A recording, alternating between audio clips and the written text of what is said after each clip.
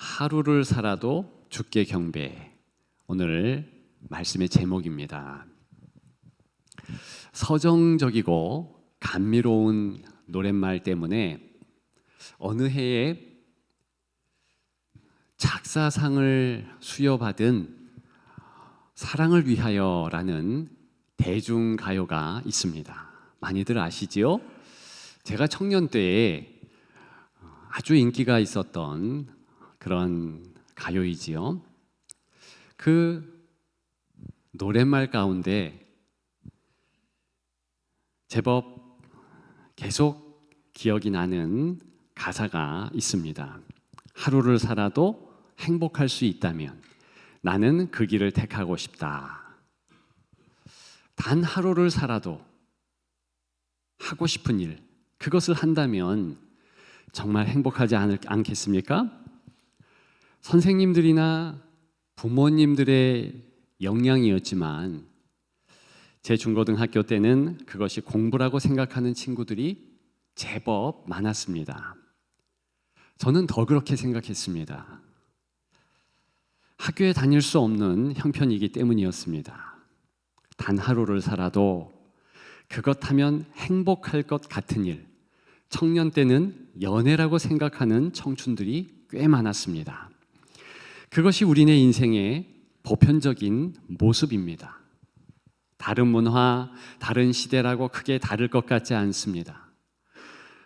고대 사상가 아우구스티누스의 방탕과 방황을 담은 고백록, 근대 사상가 괴테가 쓴 파우스트, 헤르만 헤세의 성장소설 데미안을 보아도 사람의 삶은 동서고금 비슷한 것이 사실입니다. 그러나 제가 여기 25된 청년을 소개하려고 하는데 이 청년은 그렇지 않았습니다. 하고 싶은 일이 연애가 아니었습니다. 물론 공부도 아니었지요. 큰 돈 버는 것도 아니었습니다. 다른 하고 싶은 일들이 많았을 텐데 이 사람은 단 한 가지에 마음을 두었습니다. 오직 예배를 드리고 싶었습니다. 그것뿐이었습니다. 바로 본문의 히스기야 왕입니다. 그러나 아쉽게도 예배를 드릴 수 없었습니다. 드릴 장소가 없기 때문이었습니다. 아예 성전이 폐쇄되었기 때문이었습니다. 코로나 같은 전염병, 외세의 침입 같은 것 때문이 아니었습니다. 이유는 아버지 때문이었습니다. 그의 아버지 아하스 왕이 그렇게 만들었습니다. 성전문에 못을 박더니 더 나아가 하나님의 전에 기구들을 모두 모아 부수었습니다. 이것이 본문 바로 앞장 역대기 하 28장 24절의 내용이었습니다. 예배를 절대 못 드리도록 아예 싹을 잘라버린 것입니다. 어떻게 하나님을 잘 섬기는 다윗 가문의 한 왕이 그렇게 할 수 있을까요? 지금 그런 일은 없겠지만 저 중학교 때 종종 교회 다니는 자녀들을 핍박하는 부모님들이 계셨습니다. 한 번은 교회 누나인데 저 중학교 때이죠. 그 누나의 아버지가 머리를 반 삭발로 깎아버렸습니다. 창피해서 교회 못 다닐 정도로 만든 거예요. 도대체 그렇게 만들면 학교는 어떻게 하나 그런 생각했었습니다. 이 누나가 모자를 푹 눌러 쓰고 주저주저 그런 말들을 할 때 참 마음이 안 좋았습니다. 그런데 당시에는 그런 일들이 종종 있었어요. 제 친구는 교회 간다고 하도 아버지에게 뺨을 맞아가지고 이 반쪽이 붉게 물든 적도 있었습니다. 이 히스기야의 아버지가 그런 모습을 보였다는 것입니다.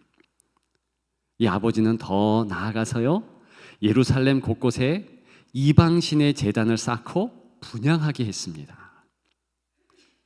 도대체 왜 이럴까요?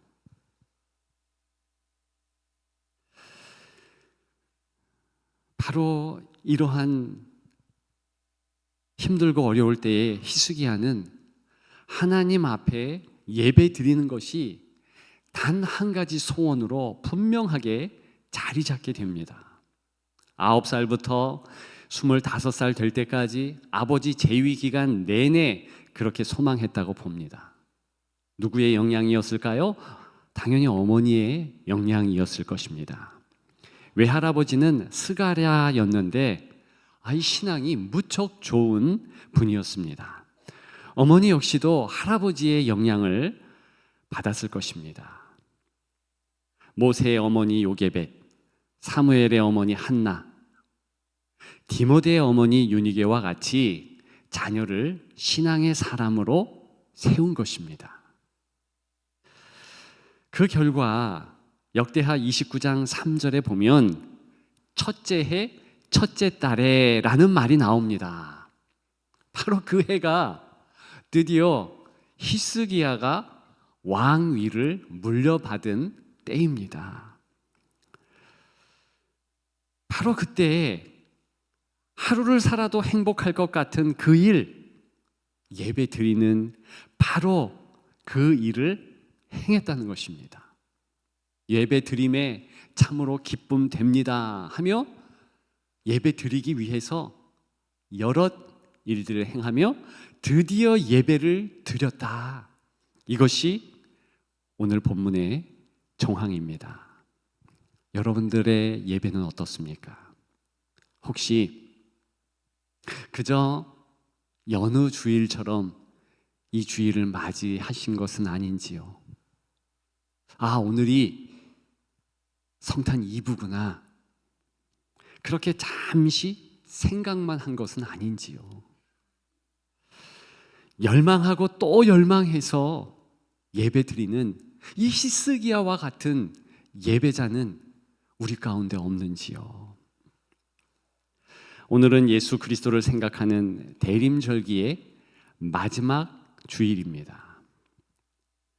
우리 구주 예수님도 하루를 사셔도 반드시 이루셔야 행복할 그런 소원이 있으셨습니다. 그것이 예배이셨습니다.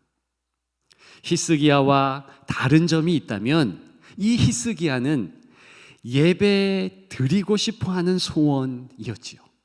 그런데 우리 주님의 소원은 예배를 받고 싶은 소원이셨습니다. 어떤 예배자가 되었든지 언제 어디서든지 어떤 형편이든지 예수님께 나오면 예배자가 될 수 있고 그렇게 예배자로 예배를 드리면 그대로 예배를 받는 그런 소원을 가지고 계셨습니다. 그런데 불가능했습니다. 죄 때문입니다. 이 땅 어떤 곳도 죄로 더럽혀지지 않은 곳이 없기에 예배 드릴 수 있는 장소가 없었습니다. 물론 이 히스기야 시대에 한 곳, 예루살렘 성전, 이 지정한 곳에 하나님이 만나 주시겠다 약속한 곳 예배의 장소가 있긴 했습니다. 그러나 그 예배의 장소, 거룩하게 구별되어야 했기에 인생은 행해야 할 일들이 있었습니다. 반드시 예배 드리기 전에 동물의 피가 되었든 누구의 피가 되었든지 이 피 흘림으로, 피 뿌림으로 정결하게 돼야 하는 희생 제물이 있어야 했고 그 희생 제물의 피가 먼저 뿌려져야 됐습니다. 그런데 지금 그 장소마저 폐쇄된 것입니다. 예배 드릴 수 있는 곳이 없어진 것이지요. 예수님은 어떤 곳이든 예루살렘 성전이 아니더라도 이렇게 히스기야가 성전으로 뛰어가지 않더라도 있는 곳에서 그대로 예배자로 예배할 수 있도록 그런 장소 또한 언제든지 예배 드릴 수 있는 그런 시간을 원하셨던 것입니다. 자, 가능할까요? 다 불가능하다고 생각했습니다. 영적 존재인 사단까지도 불가하다고 결론 내렸습니다. 그래서 아하스 왕을 통해 성전 문을 닫듯이 이 사단은 입가에 웃음을 띄우면서 영원한 성전 자체이신 예수님의 손발에 못을 박음으로 영원한 성전을 폐쇄하려 했습니다. 그것이 우리가 알고 있는 십자가의 사건입니다. 영적 존재라고 해서 사단이라고 해서 모든 것을 아는 것 아닙니다. 아니요, 우리보다 훨씬 모르는 것이 많습니다. 어떻게 하나님의 섭리와 하나님의 계획을 다 알겠습니까? 여러분, 따라서 괜히 점집 같은 곳에 가서 운명을 물을 필요가 없습니다. 생각해 보십시오. 점을 치는 사람이라 할지라도 자기의 미래를 모릅니다. 오죽했으면 그 일을 하고 있을까? 많은 이들이 싫어서도 하고 있는 거거든요. 정말 짧은 미래, 그것도 다도 아니고 단면, 그것 알 수 있는 것이 사단이고 귀신들이라는 것입니다. 어떻게 하나님의 구원의 계획을 이 사단이 알 수 있었겠습니까? 전혀 몰랐지요. 그래서 이제 영원한 성전인 예수 그리스도, 아하스 왕 그를 통해서 성전이 폐쇄되었듯이 이제 완전히 계속해서 폐쇄될 것이다.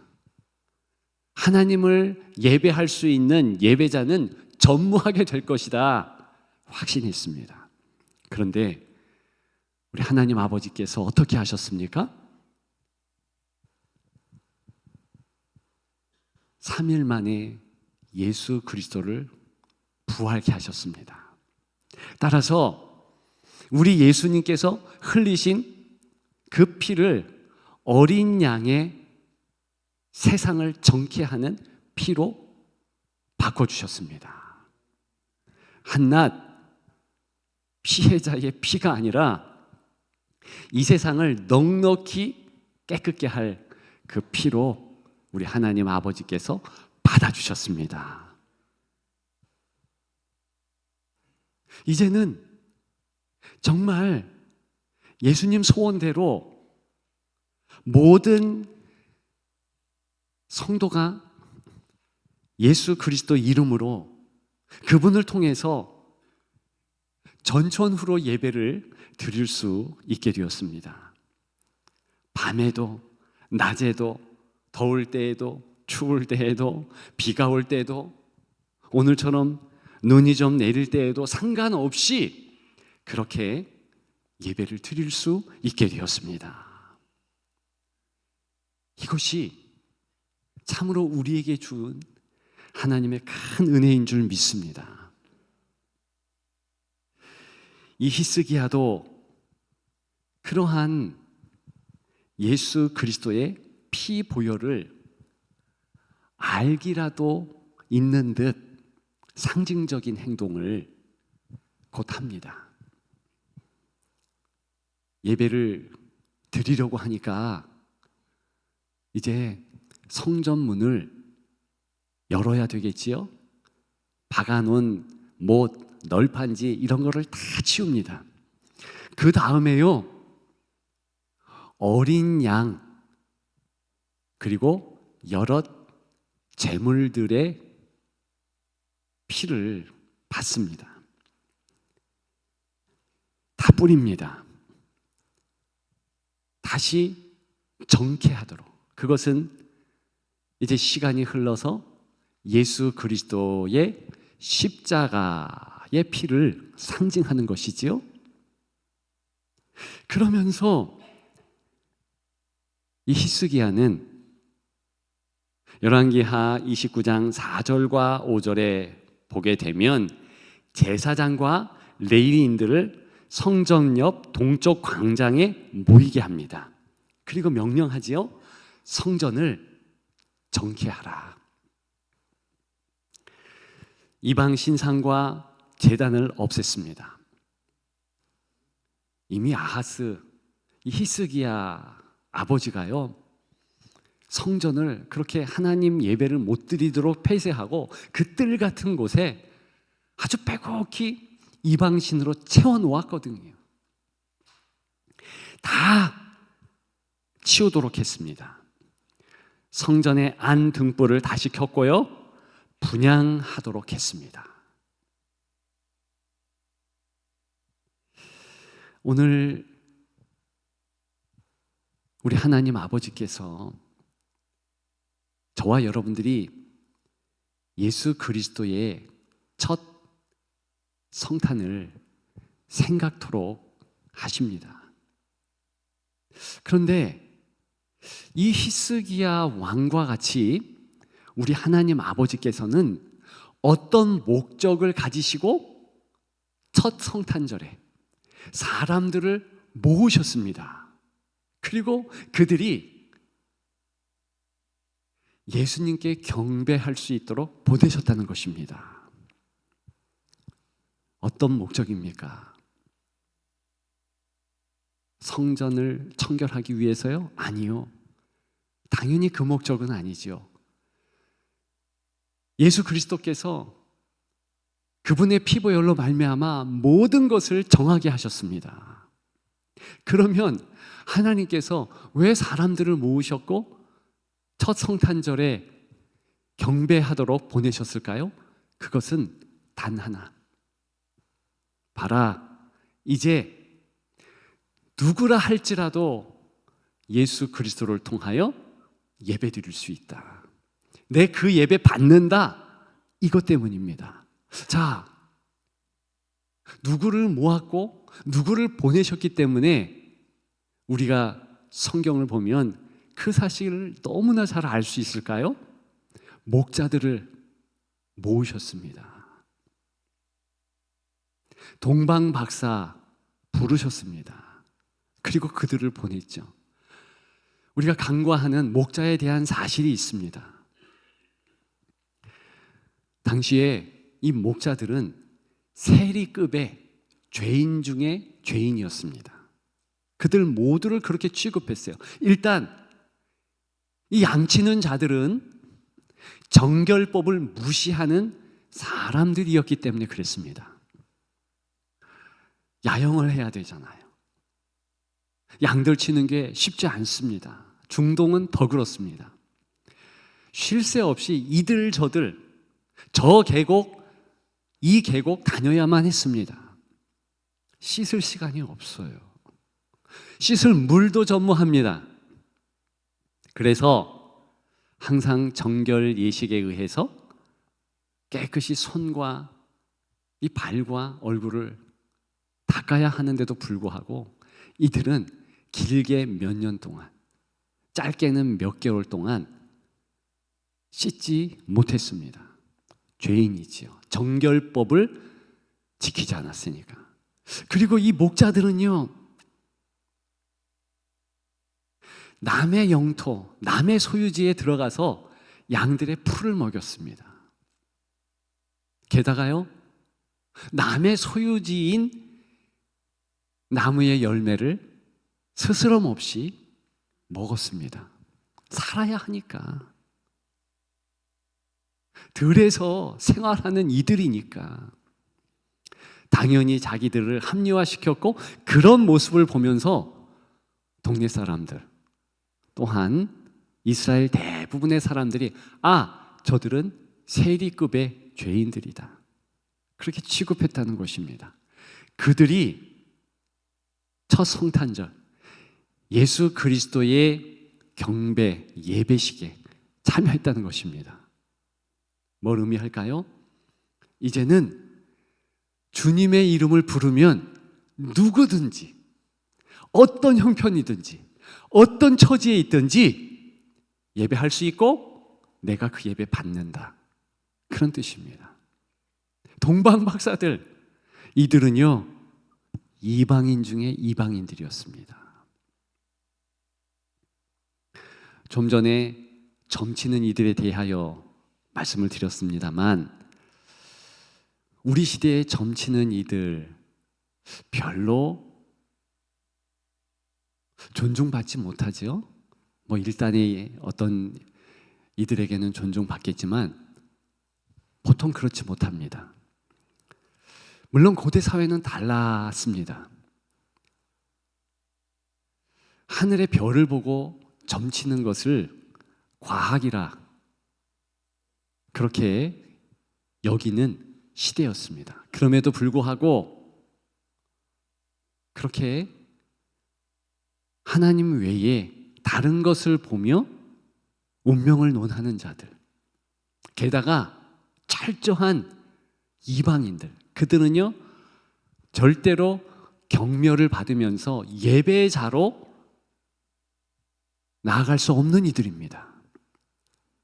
할례를 받지 못한 강아지 같은 자, 개와 같은 자로 취급받았다는 것입니다. 그런데 그들이 그것도 언제 예수님을 믿는지, 언제 하나님을 알고 경배하는지도 모를 그런 배경을 가지고서 예수님 앞에 나와왔고 예배 드렸다는 것입니다. 성경은요 여기에 주목합니다. 누가 예배 드렸는가? 사실은 언제 예배 드렸는가? 그것은 말하지 않습니다. 아침에 예배 드렸을까요? 저녁에 경배했을까요? 몰라요. 왜요? 그게 중요했다면 정확한 시간을 정해서 써 놓았겠지요. 기록했겠지요. 없어요. 그것은요 우리가 언제든지 새벽이든 늦은 밤이든 한낮이든 예배 드리면 된다는 거예요. 프리하게 어느 때든지 감동되면 예배자로 서라는 것입니다. 또 한 가지, 언제 몇 월 며칠 성경에 쓰여 놓았습니까? 없습니다. 우리가 12월 25일로 성탄절을 지내는데 그리스 정교회 같은 곳은 좀 더 뒤로 해서 성탄절을 지냅니다. 언제 맞느냐? 정답이 없어요. 교회력에 따라 우리는 11월 25일 그날로 예배 드리는 것뿐입니다. 왜 정확한 요일을 가르쳐 주지 않았을까요? 그게 중요하지 않기 때문입니다. 언제나 성탄절처럼, 언제나 주일을 주님 오신 날처럼 경배하라는 뜻이지요. 주님을 사랑하고 예배자의 마음만 가지면 365일 52주 동일하게 내가 첫 성탄절과 같이 받을 터이니 너희는 예배하라. 그 뜻이 있는 것이지요. 가장 중요한 것은 누가 예배 드렸느냐 이거예요. 금방 말씀드렸듯이 그 예배 드린 자들을 설명하면서 우리 같은 이들도 예배할 수 있다. 예배자로서 나올 수 있다. 나갈 수 있다. 그런 마음으로, 감사함으로, 기쁨으로 정말 나갈 수 있는 것입니다. 예배자가 될 수 있는 것입니다. 성경은 또 한 사실이 그것과 더불어서 중요하다고 말합니다. 장소예요. 예배드린 장소가 어디였습니까? 구유가 있는 곳. 그곳이 마구간이다. 성경은 정확하게 얘기하지 않지만 동물이 있는 그런 마구간 같은 곳이라고 말하고 있습니다. 당시의 문화는요, 그곳 예배 드릴 수 없는 곳입니다. 예배 드리려면 말씀드렸듯이 몇 가지 반드시 행해야 되는데, 특별히 동물의 냄새가 나는 곳에 서선 예배 드릴 수 없어요. 거룩한 향불이 피워져야 되고요. 예배자는 정갈한 그런 모습으로 예배 드려야 마땅한 거예요. 그런데 지금 마구간이라니요. 거기는요, 일반 잡부들이 가서 먹을 것을 주고 동물의 대소변을 치우고 그런 곳이 어떻게 예배 장소가 될 수 있겠습니까? 그런데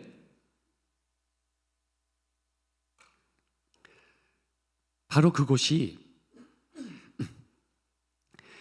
예수 그리스도께서 태어나시게 하심으로 이제 첫 성탄의 장소가 되며 아름다운 예배 장소 되게 하셨다는 것입니다.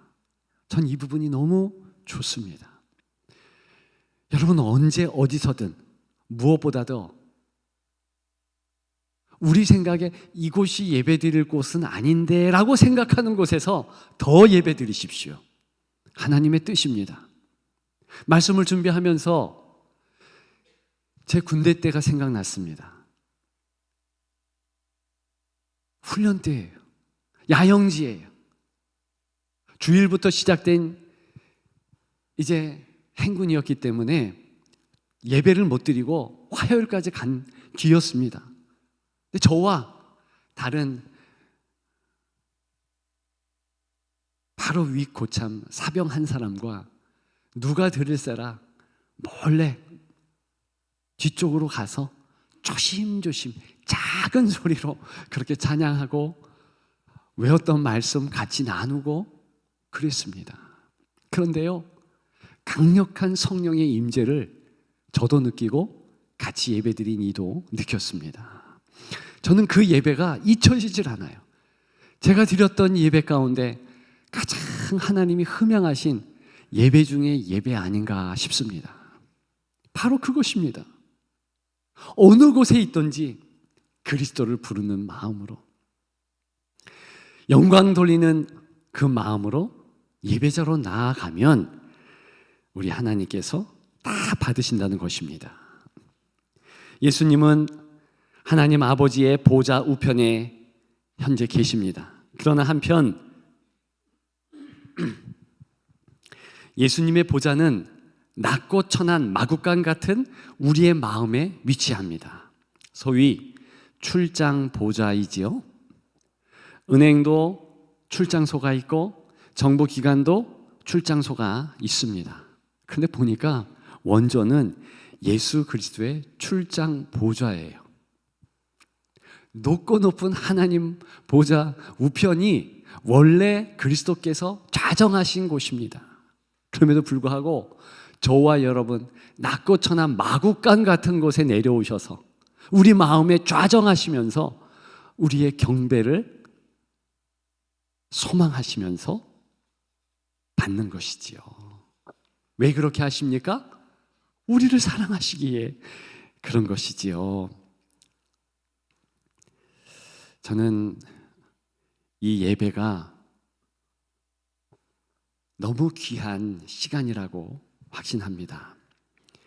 이 예배는요, 하루만 살아도 주께 경배하기를 소망하는 이 시대의 히스기야 같은 이들의 사랑과,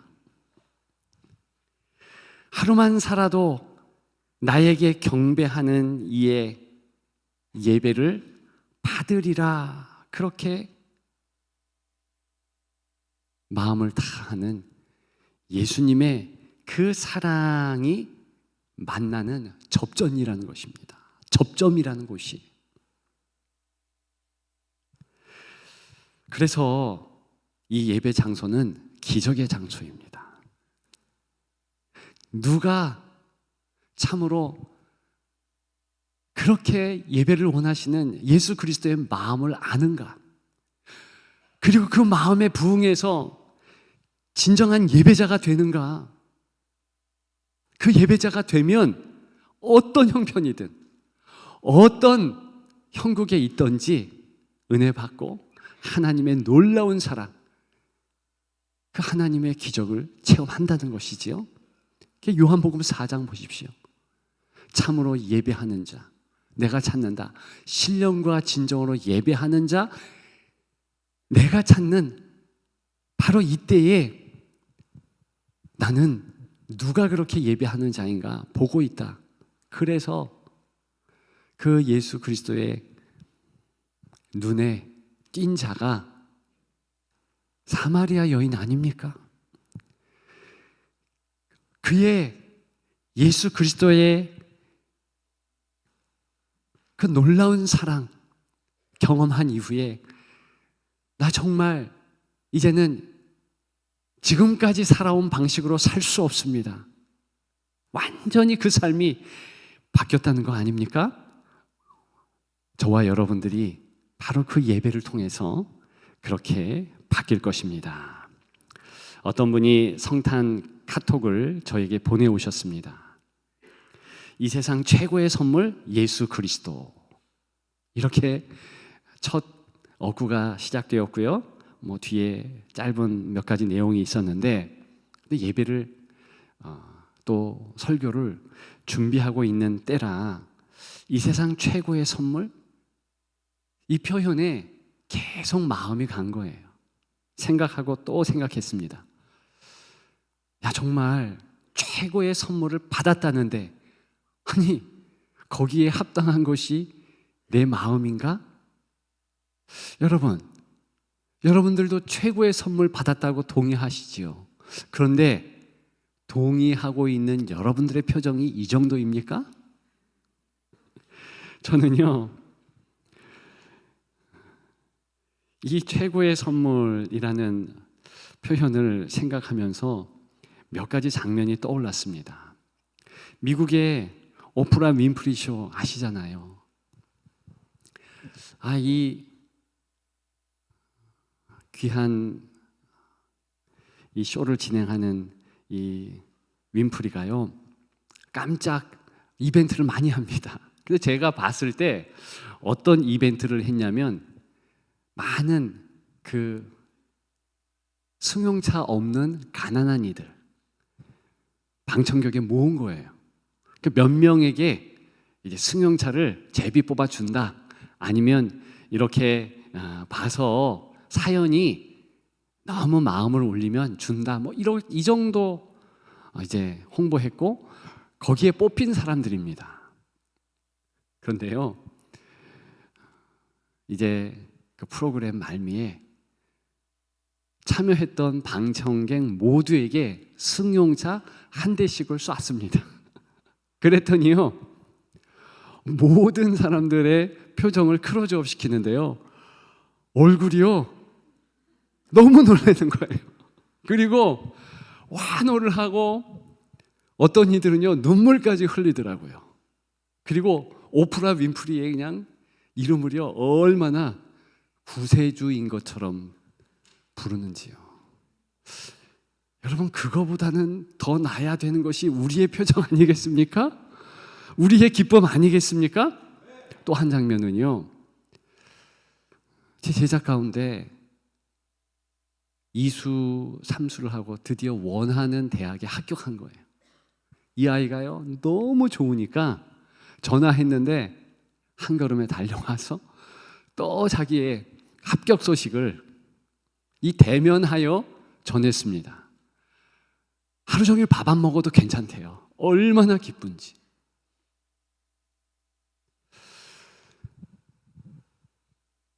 우리도 그런 경험을 이전에 했습니다. 내 인생 최고의 기쁨의 순간. 그런데요, 사실은 그 기쁨의 순간보다 더 기뻐야 될 일이 예수 그리스도 최고의 선물, 여기에 담겨 있는 기쁨이지요. 그런데 왜 우리는 이 기쁨을 잃어버렸습니까? 다시 회복하십시다. 되찾읍시다. 슬픈 일이 많고 우울한 일이 가득한 2023년이었습니까? 그러나 그리스도가 최고의 선물임을 깨달은 이상 우리는 최고의 한 해를 보내고 있는 중입니다. 그 주님으로 또한 최고의 여생을 살아갈 것입니다. 정말입니다. 그런 여러분들 되시고 주님께 경배하며 주님을 찬양하는 대림절기의 마지막 주일이 또 성탄 이브가 되기를 주님의 이름으로 축복합니다.